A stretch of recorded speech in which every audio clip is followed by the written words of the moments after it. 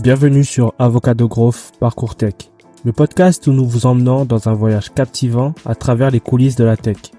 Dans chaque épisode, nous explorerons les histoires inspirantes de développeurs, data scientists, experts en cybersécurité, designers et bien d'autres. Découvrez comment ils ont commencé, les défis qu'ils ont relevés et les conseils qu'ils ont à offrir.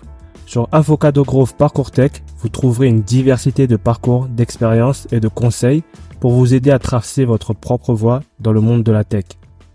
Bonjour à tous et à toutes.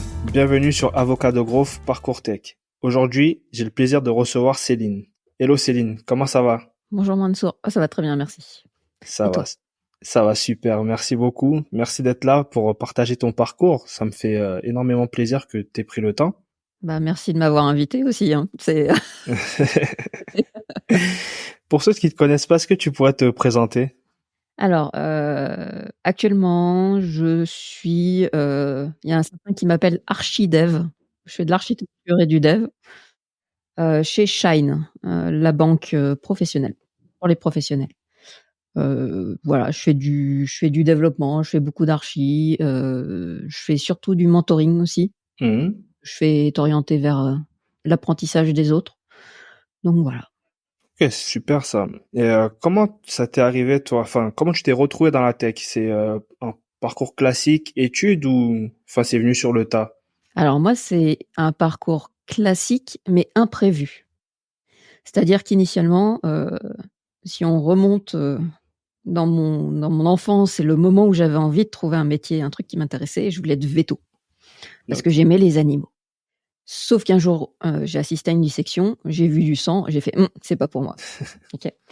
Donc là, je me suis retrouvée et tout d'un coup, fin de seconde, je sais plus ce que je veux faire.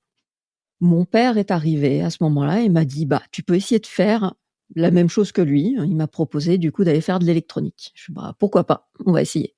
Donc j'ai atterri en spécialisation électronique là, l'ancien bac F2 pour les vieux. Et du coup, je fais tout mon cursus en électronique. J'arrive en école d'ingé en électronique. Et là, tout d'un coup, je tombe face à de la théorie et de la physique quantique. Et tout d'un coup, c'était non plus pour moi. C'est ça. Alors, en fait, ce qui m'intéressait jusque-là, c'était vraiment beaucoup la pratique. Et le gros aspect théorique en cours, c'était vraiment plus ce qui m'intéressait. Et donc, pareil, à nouveau perdu dans la vie. Papa intervient, papa magique. Tu as fait ça combien de temps? 1 an, les études? Alors, j'ai insisté un petit peu. Je suis toujours un peu butée dans ma vie par moment. Donc, l'école d'ingé en électronique, je l'ai tenté 2 ans. J'ai réessayé l'année d'après, ça passait pas en fait, définitivement.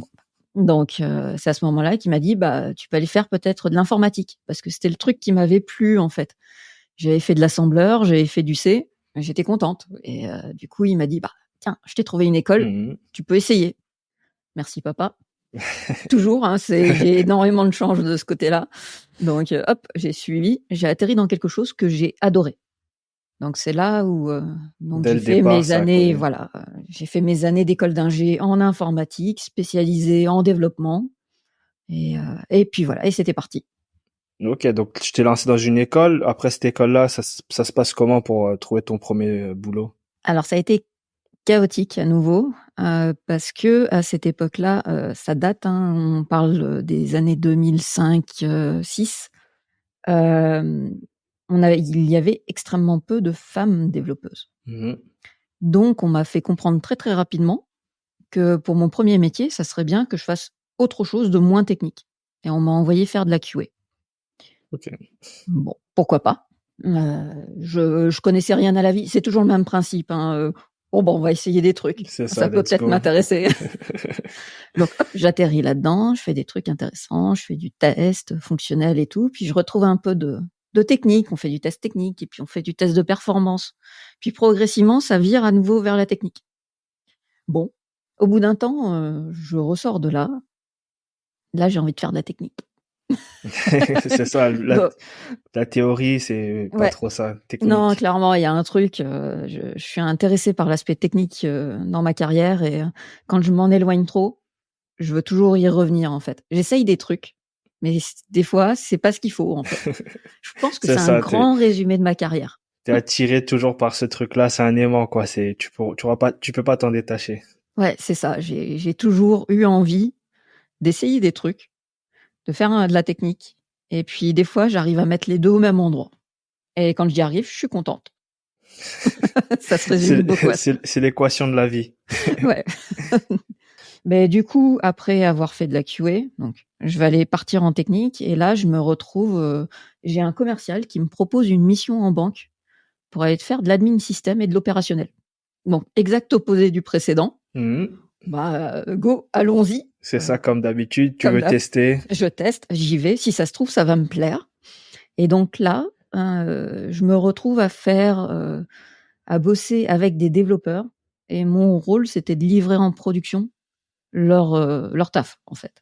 Et de m'assurer que ça soit de bonne qualité techniquement. C'est-à-dire que ils avaient des tests fonctionnels, ils avaient tout ce qu'il fallait. Moi, j'étais là pour vérifier que on livrait un truc sécurisé en prod, correct, que les performances allaient pas trop subir la livraison, qu'il n'y allait pas y avoir de mauvaises surprises, quoi. Ok, donc là, t'étais, on va dire, à la fin du processus, toi. T'étais pas pour Non, ouais. la partie technique du dev. Exactement. Là, j'étais vraiment en fin de processus. J'intervenais par moment en cours parce qu'on testait en staging, enfin en intégration, tout. Donc, je commençais par livrer en intégration et il y avait pas mal d'allers-retours, mais ça restait plutôt de la fin de process. Un truc ultra technique. Et là, en fait, très naturellement, je me suis retrouvée, sans m'en rendre compte, à faire des petites tâches de développement. Parce qu'il y a un truc que je déteste dans la vie, c'est de faire les choses de manière répétitive. C'est ça, de faire comme un robot, toi, faut que t'ailles voir, en fait, autre chose à chaque fois. Ouais, c'est ça. Et du coup, je me suis retrouvée à scripter toutes mes actions. J'ai fait des scripts, j'ai fait des applications pour vérifier des trucs, j'ai essayé plein de choses. Puis à un moment, et ça, j'y ai quand même passé 3 ans, hein. Il y a un moment, je me suis dit, le développement, c'était quand même cool. Bon, c'était ça que je faisais à l'école, ça m'avait bien plu. Et en fait, là, j'ai eu un enfant, donc congé maternité et compagnie. Je reviens après et j'ai eu de la chance parce que l'un des développeurs qui était un de mes clients avait besoin de mes compétences, mais dans son équipe de dev. Donc, hop, je passe de l'autre côté. La passerelle. La passerelle, le nouveau truc, la passerelle, c'est souvent comme ça que je fais. Et là, j'atterris dans une équipe de dev où j'apporte des compétences d'opérationnel, justement.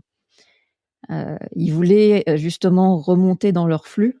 Ce que je faisais, ils voulaient le remonter plus tôt pour éviter de rencontrer les problèmes à la fin, en fait. C'est tout l'intérêt de la CI/CD comme on le fait actuellement, en fait. On parle d'une époque qui est pas toute récente, hein.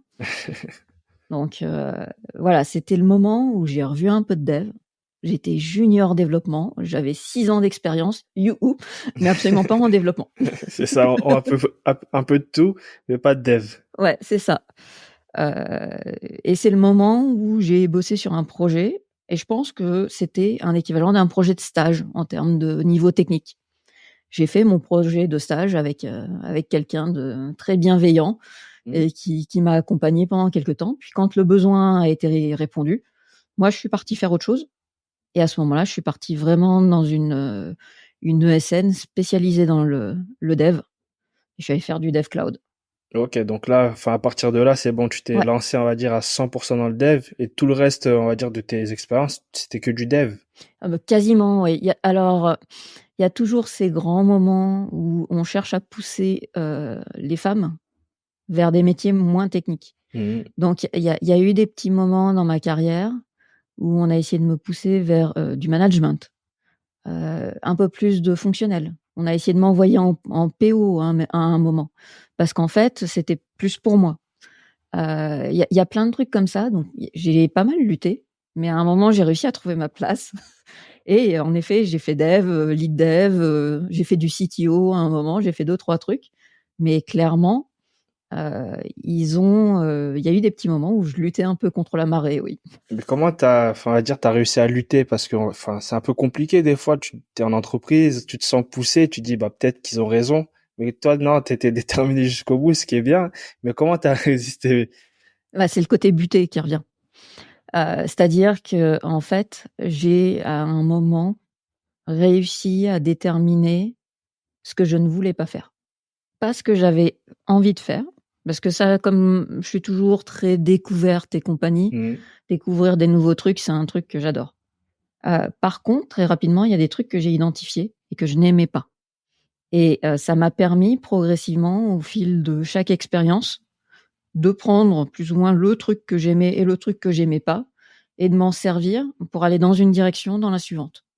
Alors j'ai fait du yo-yo, en effet, si on devait décrire ma carrière, je suis partie, il y avait une cible, un point au milieu, c'était le dev, et j'en ai fait le tour par le grand tour et j'ai fait des allers-retours.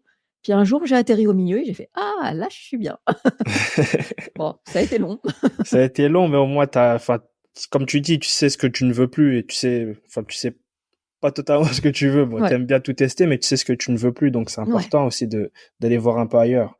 c'est ça, et j'ai aussi, au passage, réussi à déterminer ce pourquoi je suis, faite et compétente.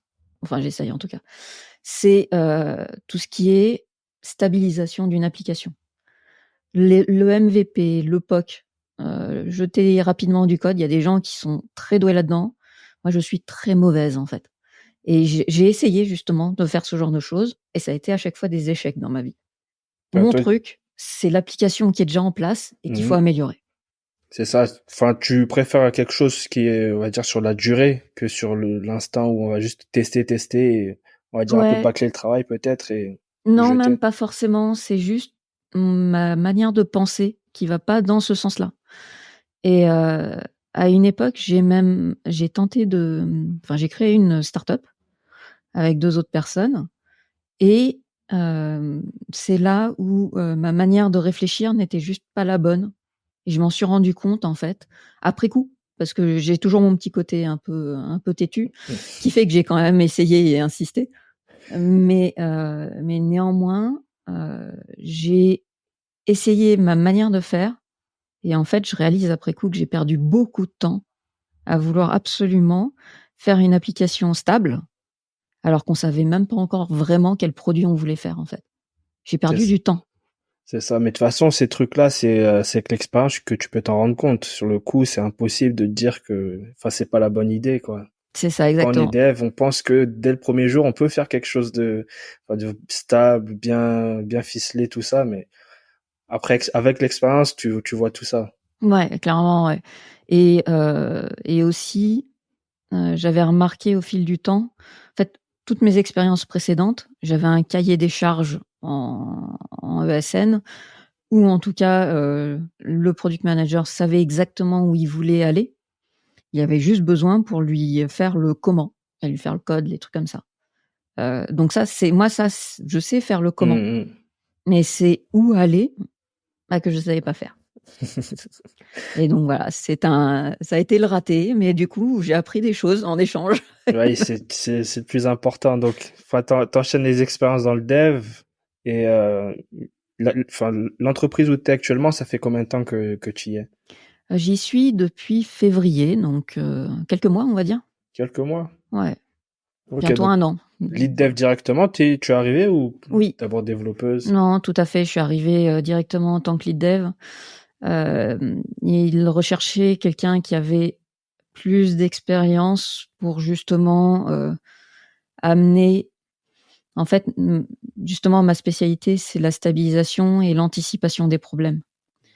Donc ils avaient besoin dans cette équipe de quelqu'un qui ralentisse un peu les autres pour, permettre de vérifier qu'on va au bon endroit, en fait. Ok. Donc Shine, enfin, quand tu arrives à Shine, c'est quoi? C'est le produit, il est déjà bien lancé, c'est déjà un gros truc. Ouais, il est bien lancé, en tout, il y a 200 personnes dans la société. Il y a, je sais plus combien on était de devs quand je suis arrivée, peut-être 50. Donc ça commence à faire une belle société, quoi, on va dire. C'est plus la petite start-up qui démarre, c'est celle qui a des fonds. Ils ont été rachetés par la Société Générale quelques années avant. Il y a de l'accompagnement. Mhm. Voilà, ils sont en train de devenir établissement de paiement, parce qu'il y a des nuances en banque à ce niveau-là. Et donc, ça veut dire qu'il y a des choses à mettre en place dont ils n'avaient pas encore besoin avant. Et tout ce qui est légal, Quand on devient une vraie banque au sens pur, il y a un côté Mhm. légal. Vérifier qu'on n'a pas de transactions envers des terroristes. C'est des C'est trucs tout ça. bêtes, mais ça, c'est des trucs Mhm. à vérifier dès qu'on devient un peu plus certifié, quoi. Donc là, c'est là où moi j'interviens, en fait, en mode, bah ok, moi j'ai tendance à considérer que l'expérience, c'est juste des exemples différents que tu vois dans la vie. Et en Mhm. 18 ans, j'en ai vu beaucoup.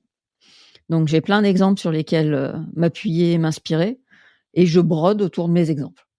Non, mais enfin, je prends totalement ton analogie, parce que c'est vrai que quand tu fais même un projet seul, bah, c'est un exemple, quoi. C'est que tu vas te retrouver peut-être dans un boulot, tu peux regarder ce truc-là et ça t'aidera. Oui. Et du coup, enfin, c'est quoi le boulot d'un lead dev? C'est quoi une journée d'un lead dev? Alors ça, c'est une question, ça dépend de chacun des leads. Moi, j'y mets plusieurs choses. Mais il y a des gens qui vont y mettre le côté référent technique. Mhm. Moi, je vais y mettre plus de choses. J'aime, et c'est dans ma manière d'être, accompagner les gens. Mon objectif, c'est que le client soit heureux. Ok. Pour ça, je considère qu'il n'y a pas que mon taf, mais il y a tout le taf de l'équipe. Et donc, progressivement, je vais essayer d'apporter des petits trucs un peu tout autour de moi aux gens qui en émettent le besoin. Donc, ça veut dire que mon job au quotidien, c'est par exemple relire le code de quelqu'un de plus jeune, enfin en Mhm. termes d'expérience, et lui dire bah ça, je pense que tu pourrais le faire plutôt comme ça. L'avantage c'est que c'est plus évolutif, ou au contraire comme ça, on exprime mieux le métier et du coup on le retrouvera mieux, et ainsi de suite. Et plein de petits trucs du quotidien en fait. Et j'apporte beaucoup ça sur toute la relecture de code. Je vais aussi faire de la relecture de ce qu'on appelle des design docs chez nous. C'est l'anticipation des futurs projets où on commence à réfléchir à comment on va répondre à ce besoin. On va réfléchir à de l'architecture, à du fonctionnel, à tous les points bizarres. Mhm. Et c'est là où moi j'arrive, où je pose des questions, je regarde si on n'a pas raté des points. Il y a des trucs qui me font réagir. Ah tiens, ça par exemple, peut-être que ça va toucher au RGPD. Voilà, c'est en fait, Tous les trucs qu'on voit pas directement, quoi. Tous ces petits détails, on va dire. c'est ça. Mon job, c'est anticiper les problèmes, aider les autres à les anticiper si je peux aider, lever la tête, regarder autour de moi et regarder ce qui se passe. C'est un peu le suricate, mon job. Je regarde ce qui se passe. Ah tiens, il y a un truc intéressant dans l'équipe d'à côté. Ah, peut-être que ça peut nous intéresser, nous aussi. Voilà, c'est mon job en gros. Ça se résume beaucoup à ça. Ok, en gros, tu regardes loin ce qui peut se passer, tu regardes ce qui se passe maintenant et, enfin, on va dire, tu aides l'équipe à avancer dans ce sens-là. C'est ça exactement. J'ai tendance à essayer d'aller chercher aussi des informations beaucoup auprès du produit, pour aller chercher, en fait, eux, ils sont en avance de phase, hein, souvent par rapport au moment où les développeurs développent l'application.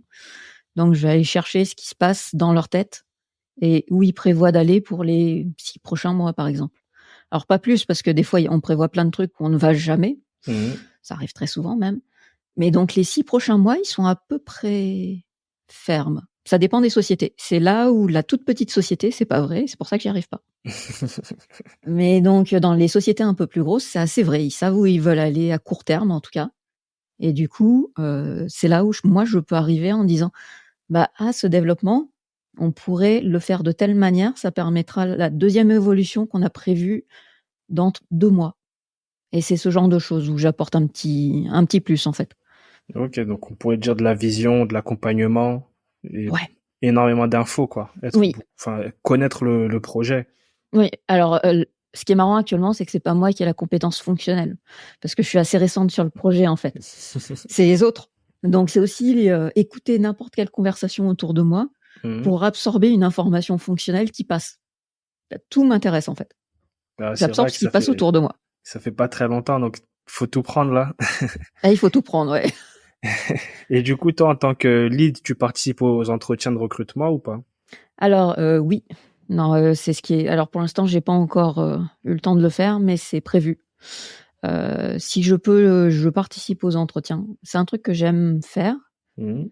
pas seulement pour l'intérêt de la société, de l'entreprise où je suis, mais parce que j'aime comprendre comment les gens pensent.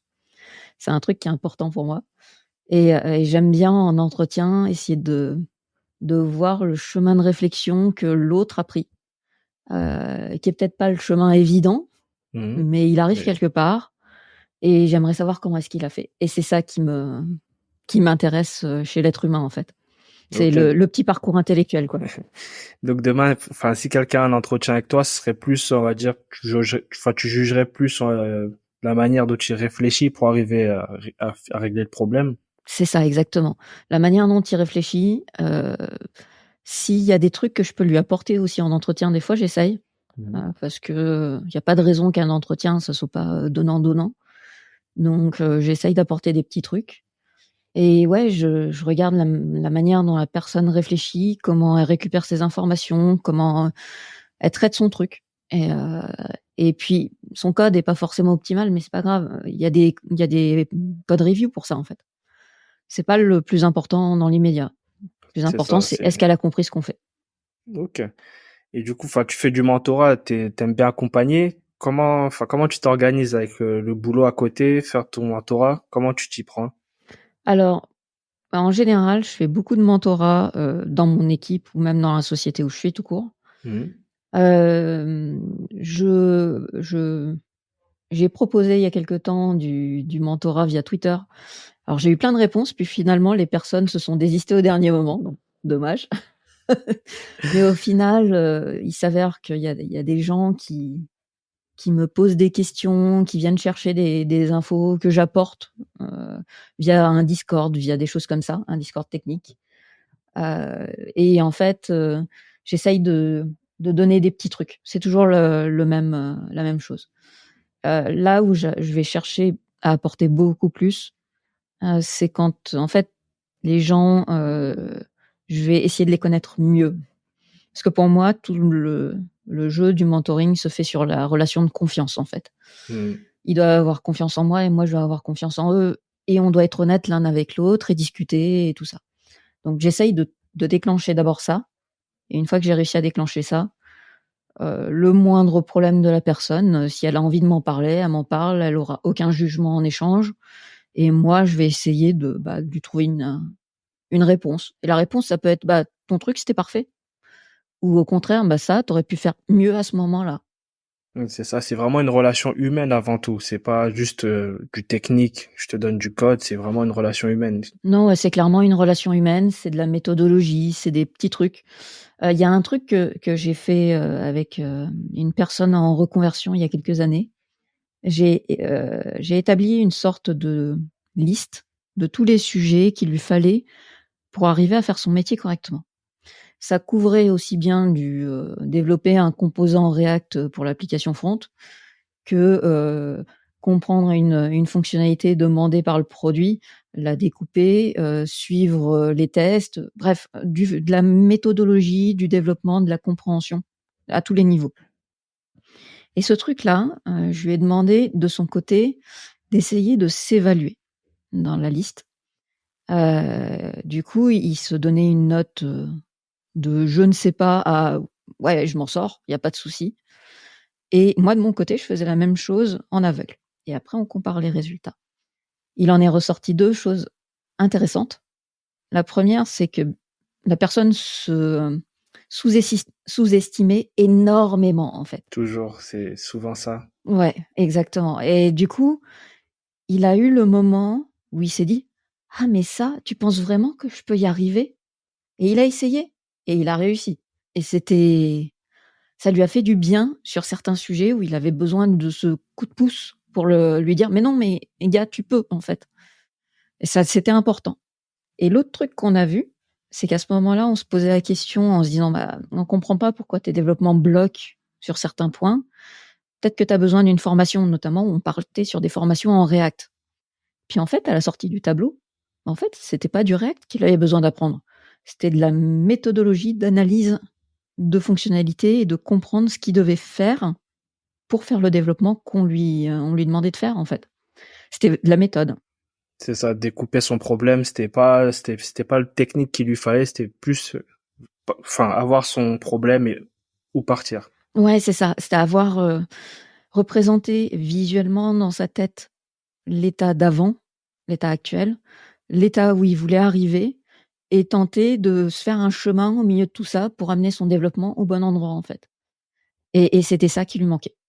Ah mais c'est vrai que enfin moi je suis junior, je sais que, enfin je me sous-estime souvent et comme tu dis la semaine dernière j'ai eu un petit one-one avec ma manageuse où je devais lister on va dire un peu mes compétences et il y a des choses où je me suis mis pas bon alors que elle me dit mais non mais ça tu l'as fait pendant tant de trucs et au final elle me dit mais enfin c'est toi l'expert dans l'équipe sur ça puisque t'es le seul à avoir bossé dessus mais c'est vrai que des fois t'as besoin de ce petit coup de cette petite parole qui va te rassurer, qui va te dire, dans ta tête, tu vas te dire, non, mais en fait, ça va, je peux le faire en vrai. Ouais. Mais ouais, c'est super important, cette relation humaine-là, en entourage, je pense. Oui, clairement. Et accessoirement, moi, ça a un effet positif sur moi parce que moi aussi, je me sous-estime beaucoup. J'ai un syndrome de l'imposteur qui est assez redoutable et en fait, avoir quelqu'un en face qui me dit: «Non mais Céline, tu m'as expliqué un truc, j'ai compris et maintenant je m'en sors» et bah, moi, ça me fait du bien.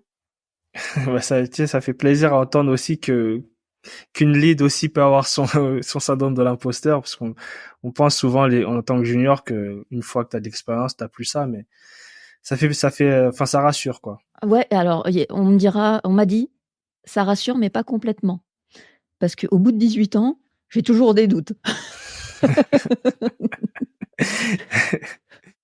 Mais c'est des doutes différents, ouais, je Ouais, pense. ils ont un peu évolué, c'est Mhm. du: «Ah bah ça, tu aurais certainement pu voir le problème plus vite». Non, mais après, moi, je pense que c'est une bonne chose quand t'as toujours ce petit syndrome-là, c'est que déjà t'es humble, c'est que voilà, je suis pas le plus fort, t'es pas la plus forte ou quoi. Et je trouve ça, enfin, toujours bien d'avoir ce petit syndrome-là. Ouais, il a eu, celui-là, ouais, il aide à progresser, en fait, dans sa vie. Parce qu'en fait, c'est vrai, il y a toujours quelqu'un qui en sait plus et qui est Mhm. capable de te faire grandir sur un sujet, en fait et on peut tous se faire grandir et c'est un truc, à une époque, j'avais une équipe avec un stagiaire sorti d'école tout frais et on était en réunion sur un sujet, puis je le voyais qui disait pas un mot. Après, je suis allée discuter ensuite avec lui en lui disant: «Mais, hésite pas à proposer parce que nous, on est tellement habitués à ce qu'on fait Mhm. qu'on a arrêté de réfléchir sur certains sujets. Si ça se trouve, ton avis est nettement plus pertinent que le nôtre sur certains points parce que tu arrives avec un avis, autre, C'est ça, un œil nouveau. un œil nouveau, tout simplement» et en effet, les problèmes suivants, c'est lui qui nous a proposé la solution. Il nous a pas proposé la manière de le faire, mais il avait l'idée pour envoyer dans la bonne direction, en fait. C'était le déclic, quoi. Et ça, c'est parce qu'il n'avait pas travaillé encore sur le projet, qu'il était voilà et en fait, l'expérience, ça fait pas tout.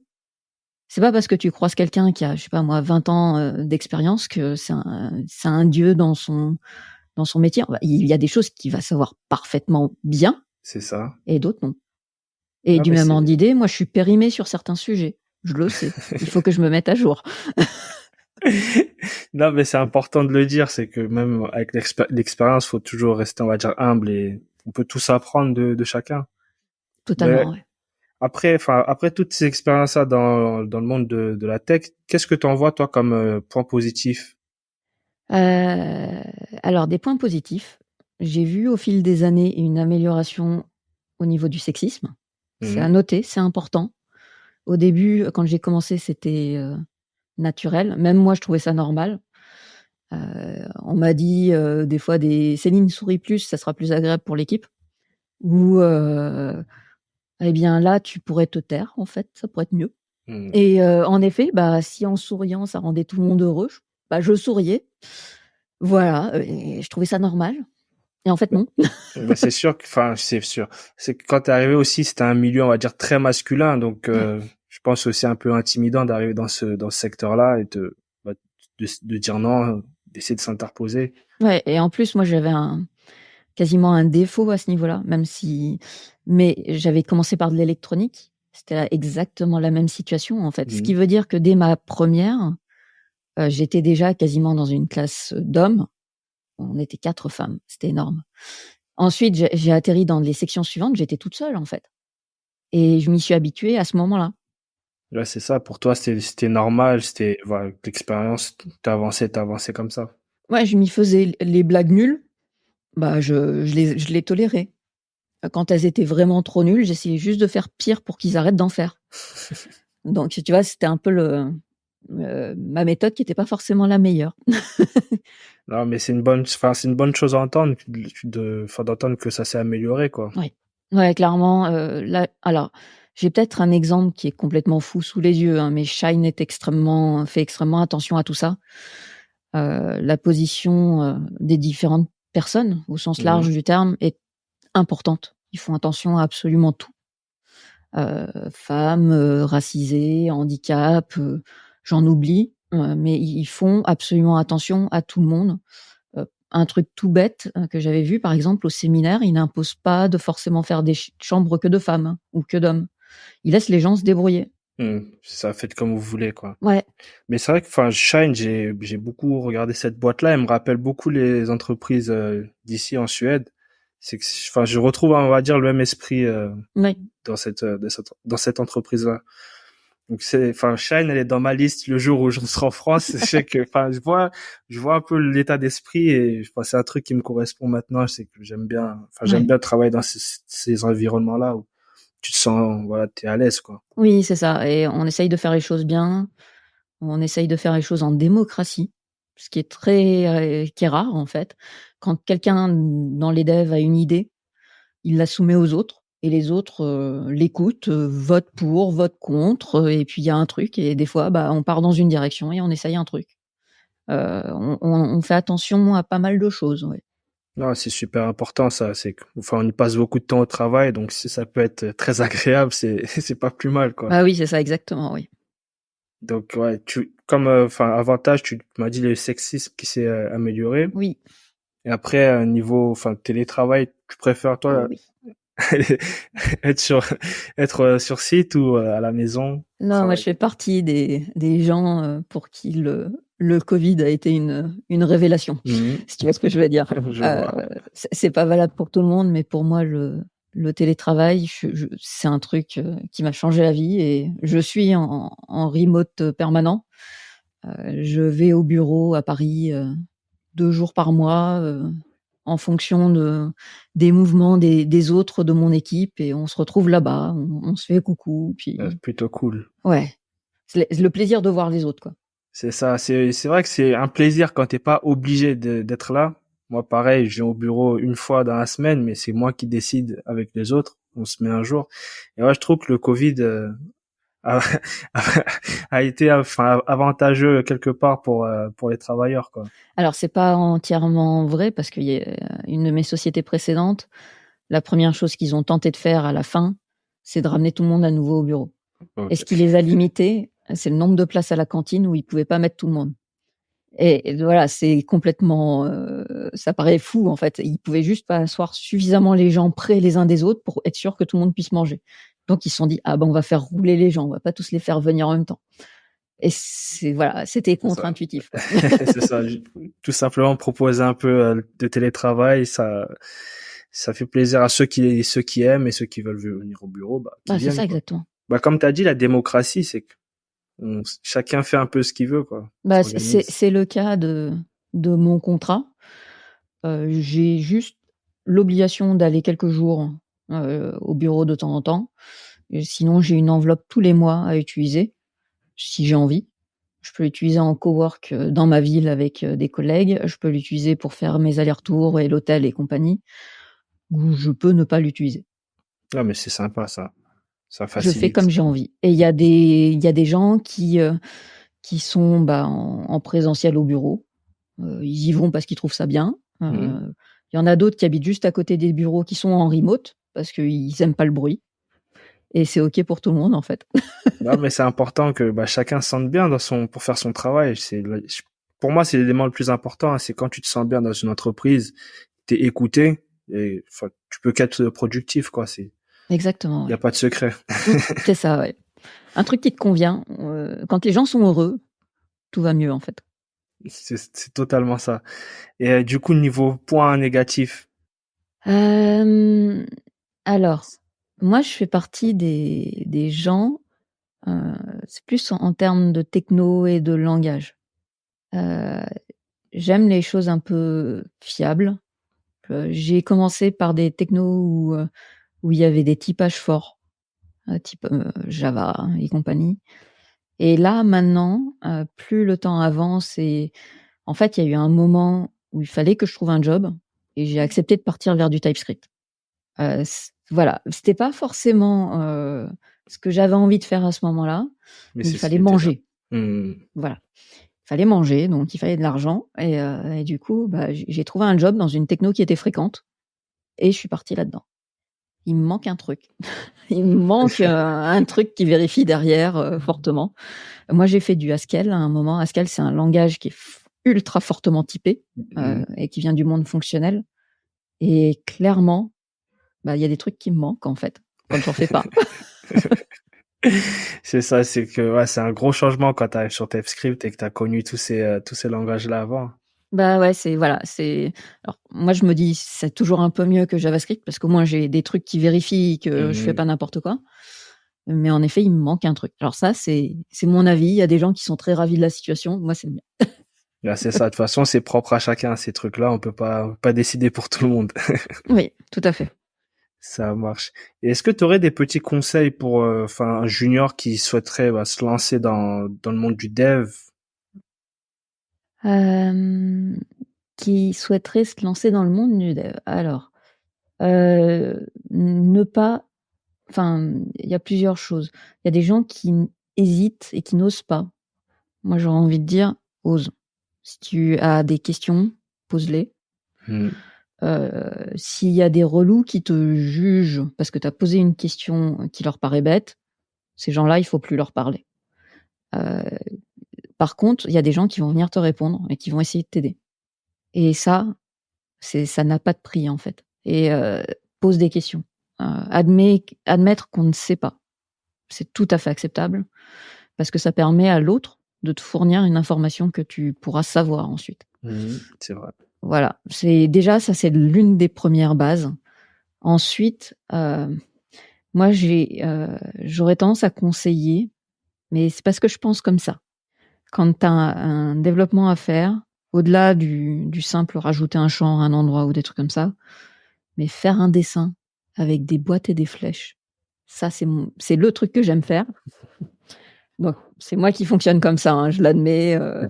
Je parlerai pas du ML parce que ML c'est une norme, c'est contraignant. Donc là, juste mets des flèches et des boîtes. Un petit croquis vraiment simple avec comment ta fonctionnalité doit marcher, tous ces trucs-là. C'est ça, ouais. Et puis tu fais une appli web, hésite pas à te représenter le chemin entre les écrans aussi si tu as envie. Tu fais du code plus back-end, hésite pas à te représenter le moment où ton bout de code doit être appelé, avec des boîtes d'abord premier très haut niveau, puis progressivement tu rentres un peu plus dans le détail. Et en fait, tu vas savoir où se trouve le truc que tu dois faire. Et ça va t'aider en fait. Et chaque fois que tu te poseras une question, tu pourras regarder ton dessin et faire « Ah oui, c'est vrai ».